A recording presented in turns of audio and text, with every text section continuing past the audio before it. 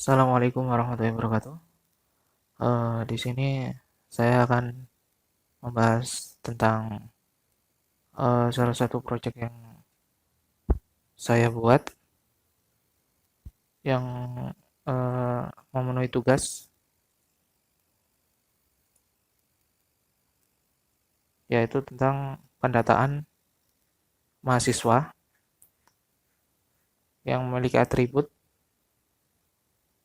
name, nama, alamat, nomor HP, tahun angkatan, dan juga status menggunakan API dengan metode get, delete, dan post.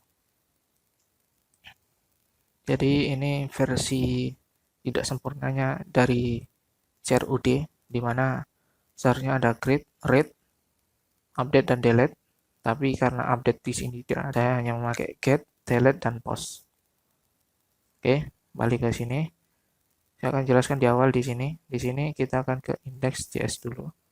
Di index.js, di sini kita bisa lihat kita harus melakukan import, yaitu import service worker, langsung dilanjutkan dengan import blog post. Import blog post ini ada di sini, blogpost.jsx. Di blogspot.jsx ini terdiri dari state, di mana sebagai parameter yang terdapat di sini ada list mahasiswa sebagai array untuk tampilannya, sedangkan di sini ada insert mahasiswa sebagai parameter atau atribut yang dimasukkan ke dalam data yang ada di JSON. Sebelumnya saya di sini memakai JSON fake,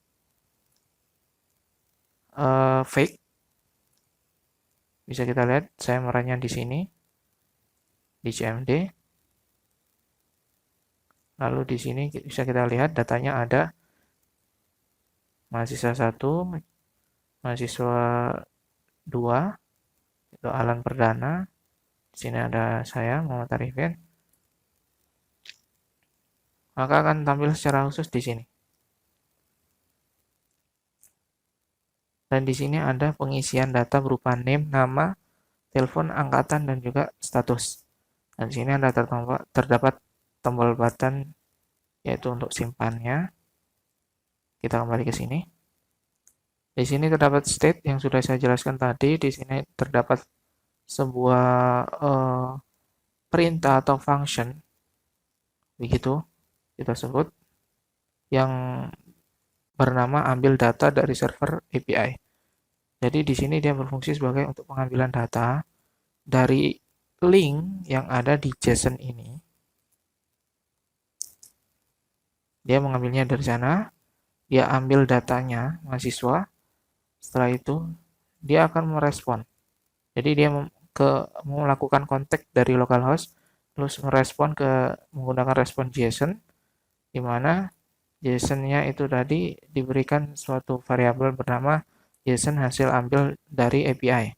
Setelah itu di sini dia memasukkan state untuk list mahasiswanya. Jadi list mahasiswa nanti ini akan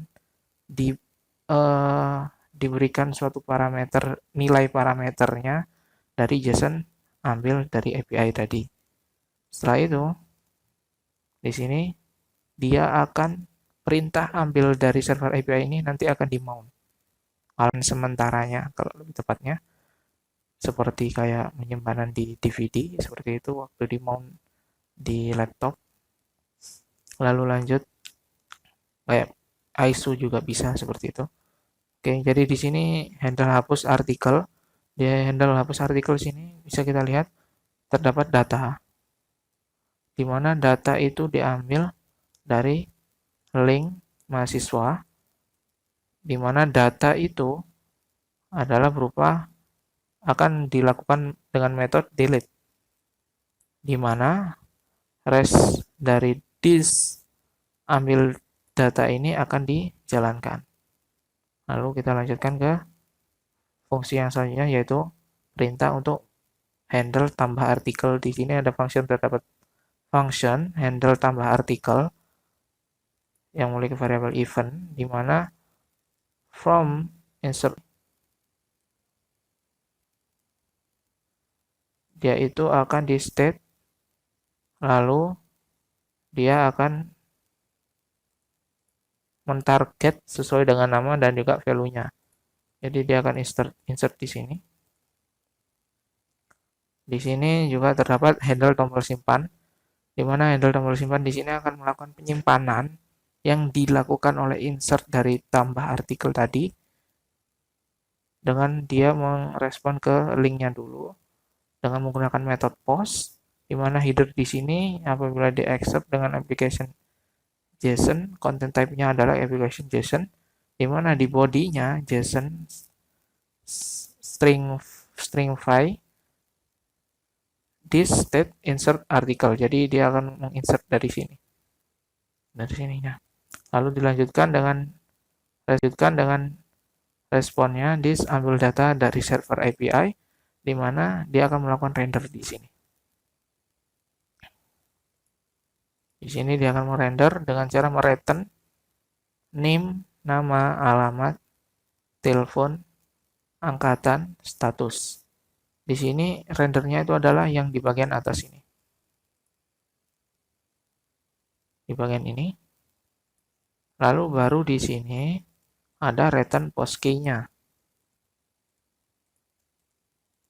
Seperti ini. Return post key ini didapat dari mana? Return post key didapat dari post di sini. Nah, ini fungsinya post sendiri sini adalah untuk melakukan pengeposan hasil tampilannya yang ditarik tadi, dan juga dia akan melakukan hapus di sini. Di setiap ini. Hapusnya sendiri didapat dari mana? Hapusnya sendiri didapatkan dari blogpost.csx. Di sini sedangkan untuk pengaturan CSS-nya untuk artikel, gambar artikel. Jadi untuk pengaturan di blog post sini. Lalu dilanjutkan di bagian indeksnya.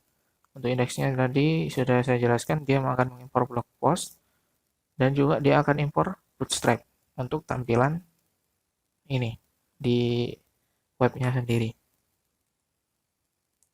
So, kita lihat seperti ini. Untuk uji cobanya, kita mulai uji cobanya dari tambah terlebih dulu. Untuk hasilnya sudah bisa dilihat seperti tadi. Seperti ini. Saya di refresh. Oke, terlihat seperti ini. Kita tambahkan baru. Kita anggap namanya oke. Terus dengan nama name-nya oke, maaf, name-nya satu-satu. Namanya oke.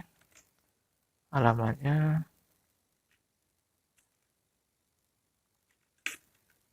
Serut Indah, Jawa Timur. Gitu. Untuk teleponnya kita masukkan terserah. Dengan angkatannya kita masukkan angkatan sama 2018. Dengan statusnya lulus. Jangan seperti itu. Lalu kita lakukan simpan. Kita refresh. Maka akan muncul di bawah. Kita lihat satu-satu. Di sini terdapat oke. Serut Indah Jawa Timur 08. Serut Indah Jawa Timur 089 2018 lulus. Jadi sebenarnya fungsinya di sini itu ada di bagian tadi yang saya jelaskan, di bagian handle tambah. Dia akan memproses, tapi sebelum diproses itu, saat dia mengklik di bagian simpan, otomatis di bagian handle tombol simpan ini, dia akan melakukan koneksi dengan link dari JSON-nya, dan dia akan melakukan metode post. Metode postnya di sini dia akan mengambil data dari server juga untuk responnya. Setelah itu dia di sini, kenapa di sini banyak handle tambah artikel? Karena di sini nanti berhubungan dengan yang ada di sini. Jadi setiap atribut name, nama, dan juga di bawahnya selanjutnya angkatan juga status itu akan direspon di bagian handle di sini.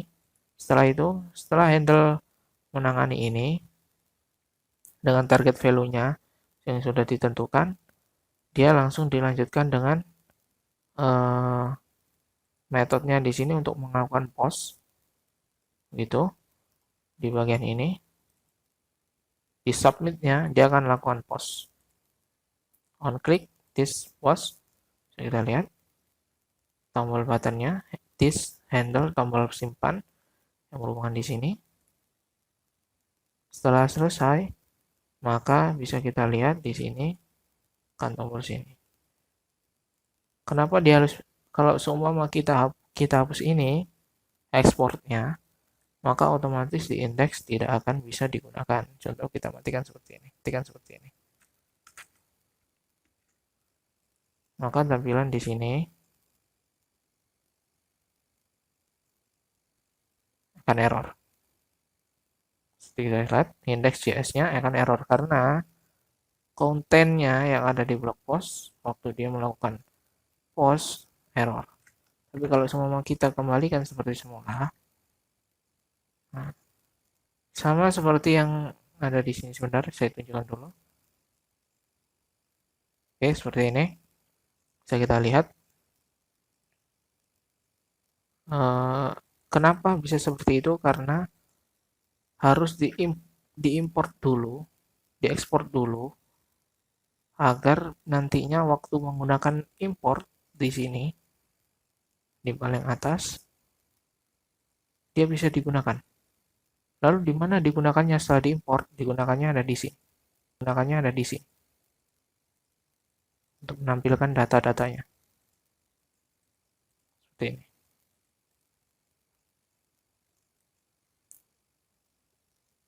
Sama seperti index.js, dia juga harus melakukan postnya. Jadi seperti seakan-akan dari post.js, dia diperlukan atau dia ini komponen atau bagian yang diperlukan untuk melengkapi pada blog post.jsx di sini. Setelah itu, blog post.jsx ini juga digunakan untuk melengkapi index.js karena index.js ini berfungsi untuk menampilkan yang ada pada blog post. Jadi dia itu seperti halaman utamanya blog post di mana di dalam indeks ini merupakan lebih tepatnya merupakan halaman utama di mana dia dimasuki oleh blog post dan juga post secara bersamaan. Jadi kayak saling melapisi, di mana lapisan awalnya adalah indeks, lalu dilapisi dengan blog post, lalu dilapisi dengan post di bagian dalam di blog post itu tadi. Jadi ada 3 lapis. Lapis pertama itu adalah indeks, lapis kedua adalah blog post, lapis ketiga adalah post. Lalu di sini juga terdapat index.html. Index.html ini adalah tampilan untuk menampilkan di bagian indeks ini. Karena dia diimport di sini. Nih, jadi dia diimport di sini. Atau lebih tepatnya dia adalah yang menangani di awal, begitu. Lalu di sini saya juga import untuk bootstrap-nya dan service worker. Maka seperti kita lihat, kita akan coba hapusnya karena lupa belum dicoba. Refresh dulu. Oke, hapus. Udah hilang. Otomatis di sini juga terhapus. Oke, kita coba lagi. Sini kita belum mencoba yang di sini. Makanya statusnya kita coba isi asal-asalan agar lebih cepat. Seperti ini. Maka di sini juga akan tampil. Lihat. Akan tampil seperti ini. Lalu apa yang akan dilakukan? Setelah ini kita hapus. Kita refresh. Lihat. Di sini kita juga refresh. Hilang. Jadi yang tadi itu ada di blog post, di bagian ini, di bagian handle hapusnya, di mana handle hapus ini akan dipanggil di bagian sini, bagian ini. Tapi sebelumnya di sini juga dijelaskan bahwa nantinya propsnya hapus artikel itu tadi akan dijelaskan ulang di bagian ini. Bahwasanya hapus itu tadi, hapus artikel itu menggunakan metode atau menggunakan function handle hapus artikel, handle hapus artikel. Jadi sehingga akan muncul seperti ini, dan saat diklik maka akan menghapus menggunakan action tadi, on click akan dihapus. Setelah dihapus, otomatis di sini juga terkonfirmasi bahwa ini dihapus karena saling terkoneksi seperti itu. Dan seperti yang saya katakan di sini tadi, JSON ini adalah fake, bukan JSON yang benar-benar online yang ada di web, tapi ini hanyalah JSON buatan. Jadi udah tertanam di projectnya tadi. Saya membuatnya itu di sini. Ya, kita seperti ini, bisa kita lihat seperti ini. Oke, sekian penjelasan dari saya, Muhammad Arifin, NIM 1841720 128, dan juga saya mohon maaf apabila terdapat kekeliruan dan juga kekurang pengetahuan saya dalam menjelaskan tentang create, thread, delete pada React.js, tepatnya. Saya mohon maaf sebesar-besarnya.